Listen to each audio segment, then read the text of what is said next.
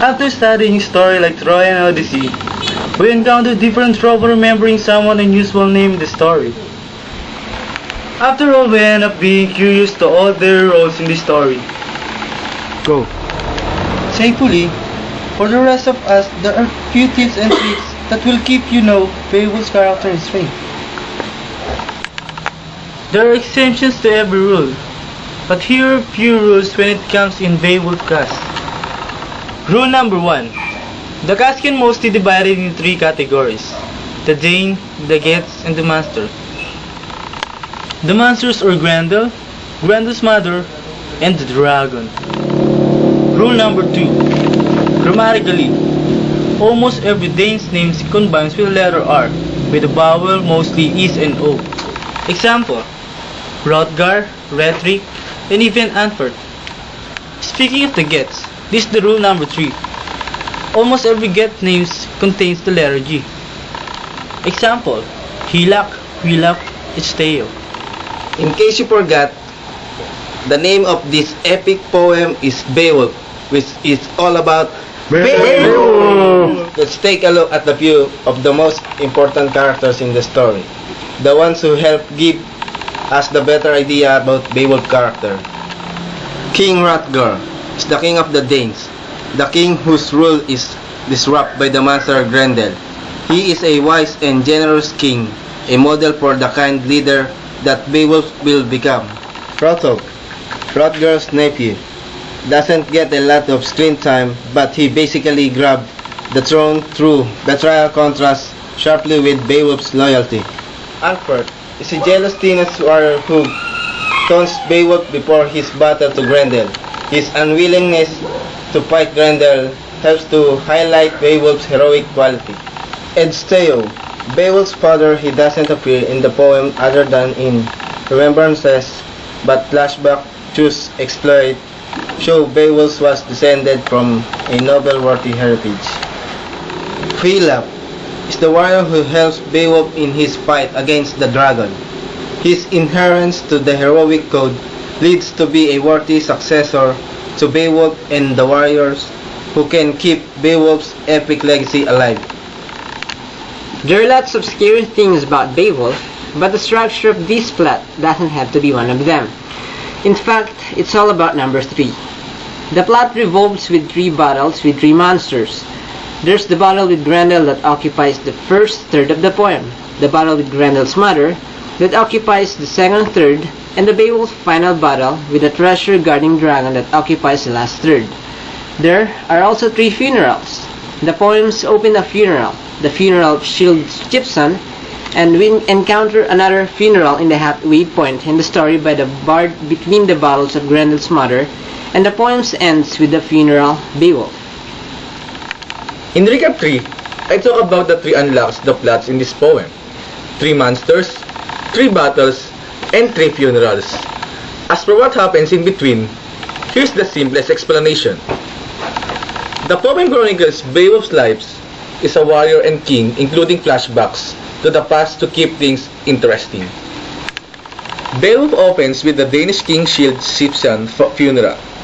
Grendel the monster starts wrecking kings, Hrothgar's kingdom, and Beowulf arrives to save them, and flashback to Beowulf's father into several tales of Beowulf's previous exploits. Beowulf battles Grendel triumphs, flashbacks to the 3 earlier battles. The character celebrates Beowulf's success, but Grendel's mother attacks and triumphs. King Hrothgar celebrates Beowulf's accomplishments and explains the heroic code for kings. Beowulf returns to their lands and gets flashbacks to his recent battle and offers treasures to his king Hilak. Suddenly, 50 years of lapse, Beowulf now king and there's dragon in the list. The last third of the poem alternates between dragon-related action and flashbacks to Beowulf's political history and poems, end with epic battle against the dragon and Beowulf's funeral. If you watch the recap 2, Beowulf is about what it takes to be a hero. Here are some of the requirements the poem set out: lineage, courage, heroic, strength, bravery, wisdom, and humility. In the first part of the poem, Beowulf demonstrates his heroism as a warrior. In the second half is king. Beowulf demonstrates a different kind of heroism. Heroism of a good ruler. Finally, don't forget the outside forces, fate or the will of God, dependent on your perspective, whether pagan or Christian, role in making a hero too. So, why is heroism so important? It has something that we all can relate no matter what age we live in.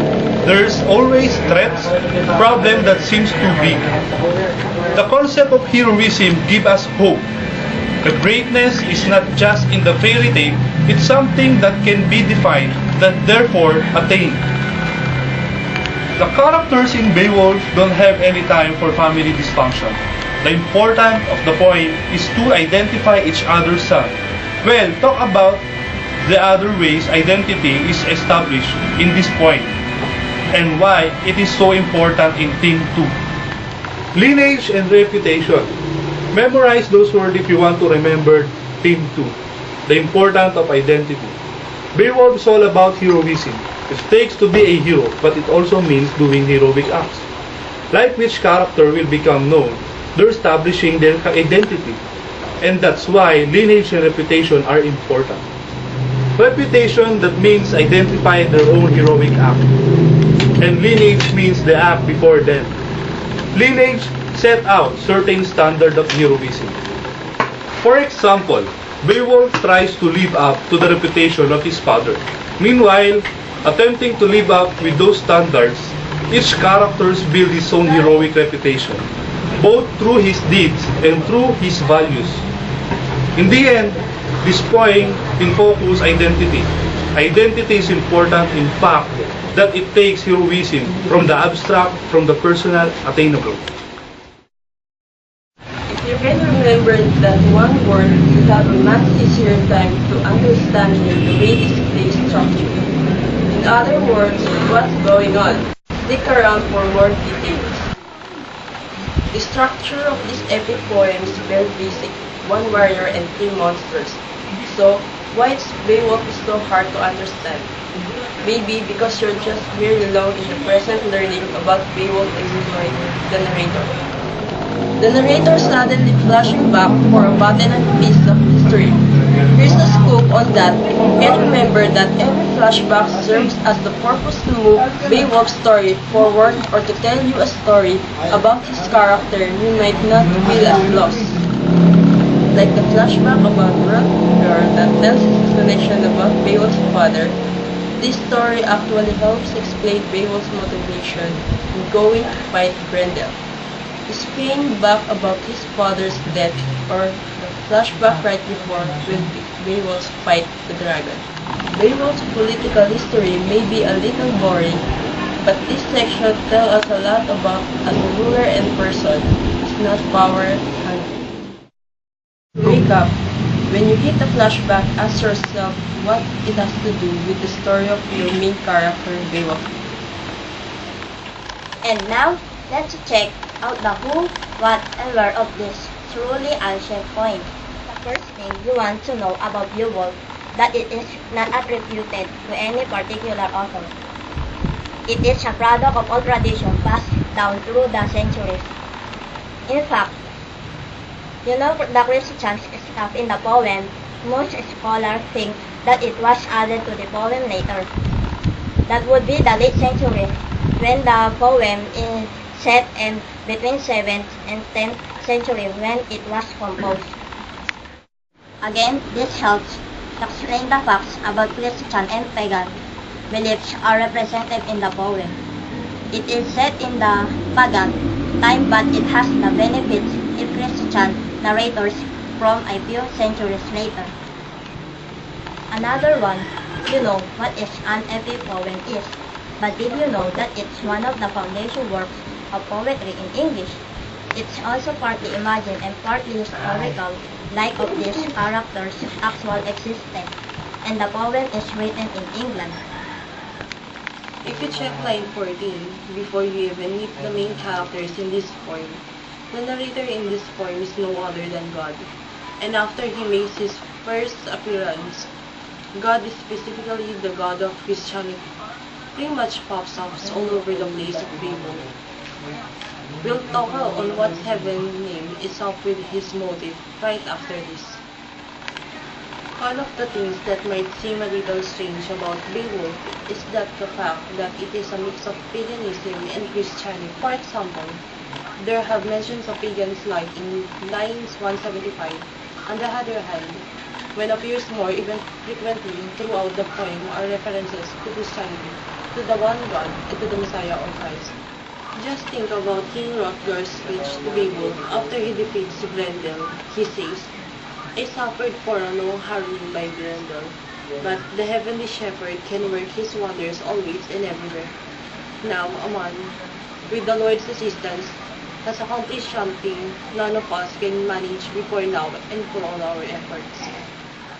This motive of Christianity, especially the characterization of Beowulf as a kind of Messiah, is repeated throughout the poem, helping the poem's themes of identity and heroism. Beowulf may have the heritage and characteristic of a hero, but the Christianity characteristics set him apart.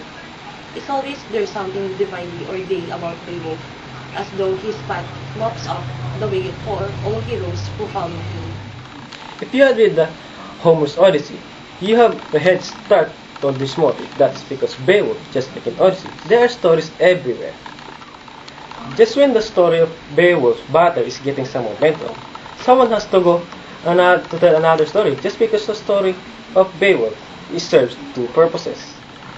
First, they enable an area to include material outside the scope of the poem, like the other stories of different ancestors that either explain Beowulf's character or clarify heroic code. Second, the story actually keeps the poem moving rather than really making snake by going chronologically through Beowulf's life. The poem jumps from battle to battle. The history that is important, the action, only is needed in story that increase the fate of Beowulf, and perhaps even get us a little more excited about his heroic deed.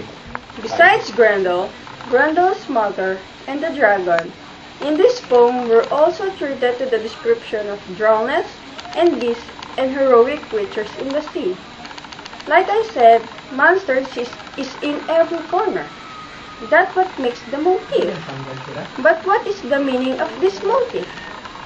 First of all, you should know in the medieval times, the word monster referred to an effect that consider a sign of a sin or a warning in the bad things to come. The threats of the chaos lurking at the edge of civilization, the threat of evil and destruction lurking the edge of humanity and community. The most important of this poem is supporting the theme of heroism. The monsters give Beowulf an opportunity to prove himself heroic in the battle. Not only that, the greed, inhumanity, and pure evil help highlight Beowulf's generosity and goodness. In other words, their monstrosity reinforces his heroic qualities.